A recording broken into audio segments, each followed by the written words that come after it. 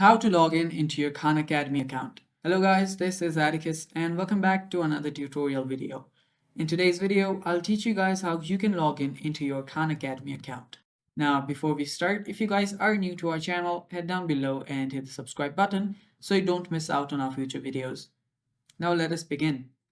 First, open up your Khan Academy. Simply search for Khan Academy on your web browser. And after you search for it, what you'll need to do is you'll need to tap on this Khan Academy's website and you'll get redirected here.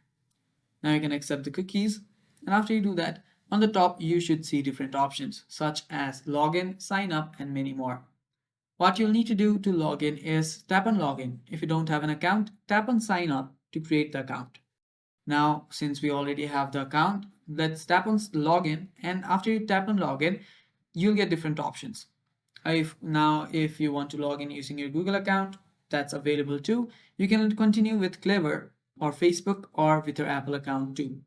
Or you can simply type in your email address or username here and type in your password, whatever password you have, and then tap on login to log in into your Khan Academy account. And it's that simple, guys, and that is how you do it. Thanks for watching. Stay tuned for more, and bye bye. Take care.